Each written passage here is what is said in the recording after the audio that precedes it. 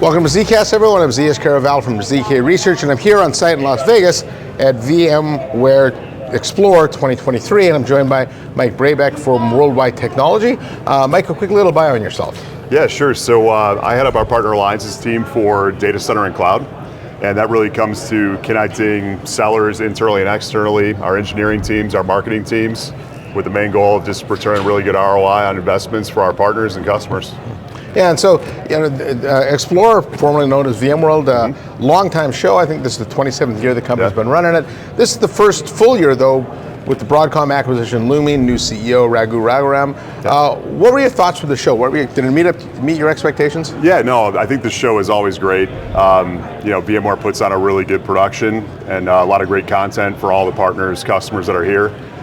Main themes for me that really stood out were, number one, AI. No big surprise to anybody. Yeah. Any show you go to, gotta have AI. Theme of the day, theme of the month, probably theme of the next decade, realistically.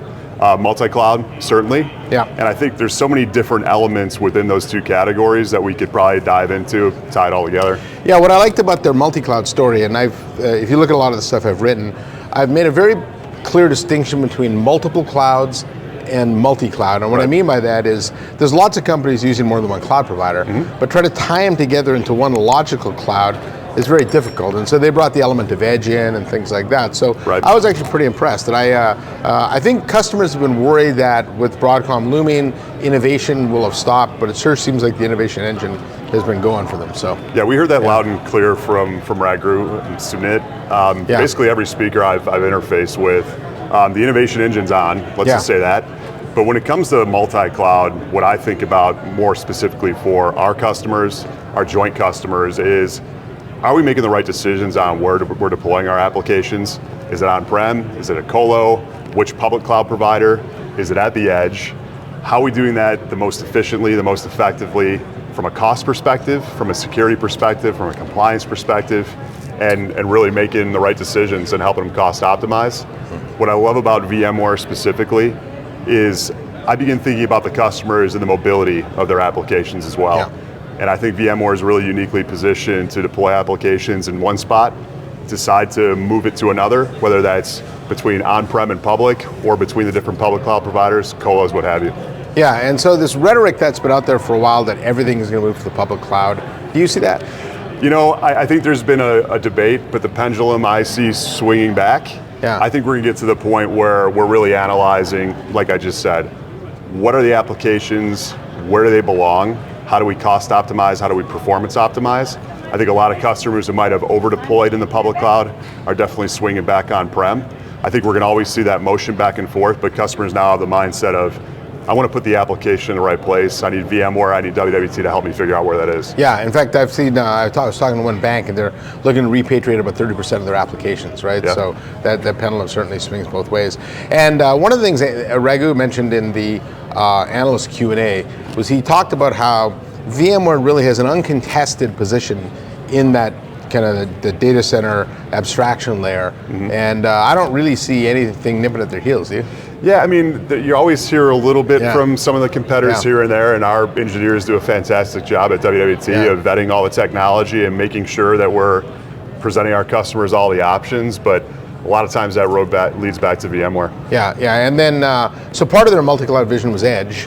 Have you seen a lot of interest in edge? Yeah, I mean, we're definitely talking about it with our customers. It all comes down to proximity of where they need their compute, putting their the data where it makes the most sense. Where it needs to be.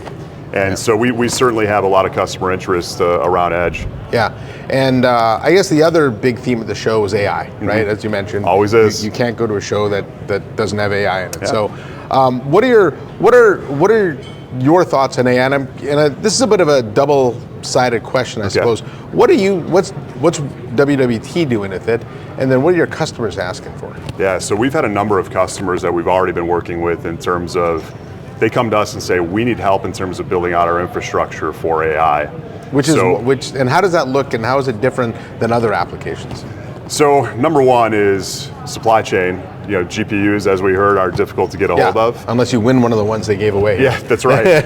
Due to our breadth and depth, we have really good lines into our suppliers and our supply chain so we can help prioritize and deliver. But really what they're coming to us is help us optimize the stack that we're going to be building our applications on around AI, and help us really do it quickly and efficiently. So through use of our NAIC, we can help rack, stack, cable, deploy any software imaging that they need, roll it on their data center floor and get them running with their projects, which is most important to the developers in the business. Yeah, and so most AI projects, I think, will be hybrid in nature, don't you? Yeah, certainly. That's interesting. So specifically with VMware, WTB obviously has relationships with really all the major infrastructure vendors.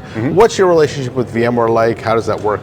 Yeah, so I mean, what was refreshing to me is when I saw the slide, I looked at so many different logos that my team, WWT as a whole, interfaces with. So you see the legacy infrastructure providers, you see security providers, you see DevOps providers. And really, it just opens up a huge opportunity for our company specifically and for VMware to tie that all together for our customers. Yeah, and I think one of the interesting things about VMware too is they've been a company historically, they like to build these larger systems. It's all VMware, they use the VMware stack. But I think they were very clear this year that when they're going to do edge and they're going to do AI and things like that, multi-cloud, it does require the masses and a lot of partners, and they've always been a good partner-friendly organization, but it seems like they've taken that to another level. Have you seen that? Yeah, I think most customers are going to recognize that there's not a one-stop shop for any of their projects. So when you look at really what's important to the customer, I was actually in a meeting with VMware earlier today, they touch so many areas of the business. They touch security, they touch SD-WAN, they touch legacy infrastructure, they touch the cloud. So VMware has a unique opportunity to where they can be in a lot of the different projects in a lot of different areas, but picking the right solutions partners, picking the right partners to go to market with will really help them bring it all together. Yeah, and so let's say customers do want to move forward with some of these initiatives, right? Let's face it, there's no easy button in IT, right? There's a lot of tweaking, tuning, all this stuff has to happen in order to make something work, right? I know WTB has something called your Advanced Technology Center, your ATC. Talk about that and how it can help customers accelerate that deployment. Yeah, so if we're talking about AI or frankly any other project that they're looking to work on. Yeah, this was built long before AI. It was long before AI, but I know our leadership team, our engineering team is really, really focused on being number one when it comes to helping our customers around their AI projects. And that's all the way up to your CEO, Jim Kavanaugh, right? Jim Kavanaugh is passionate about it, and I will tell you, when our executive team gets passionate about something, we have no choice but to succeed, and we usually do. But going back to the ATC, here's where we can help customers. So we have $600 to $700 million worth of gear in all of our data centers combined. That you've invested yourself. That we've invested in, our partners have helped us invest in, thanks to all the partners who do that. And what this really does for our customers, it brings all the technology in one spot. It allows them to, number one, let us vet out existing technologies to determine what belongs there and what doesn't. Secondarily, what hardware, what software, what networking gear, what security services, what security software all play nicely together, and help them orchestrate their decision making through the ATC. A lot of our customers don't have the time to build out their own labs. They don't want to do the test dev. They want to come to an environment with a trusted advisor who has all the gear, the software, really hands-on for them to play around with and kick the tires on, and frankly, consult our engineers to help them make an educated decision. And so I've been to your ATC in St. Louis, very sophisticated. As a customer, do I have to go to St. Louis to use it? No, so we have got so many different online capabilities with our platform. So a lot of customers will log into our platform, number one, and begin their research. So a lot of different demos that they can view, a lot of different articles that our engineering team has written. Do their research a little bit before they engage us, either on-prem or remotely, to do their demos and their testing before they decide on a solution.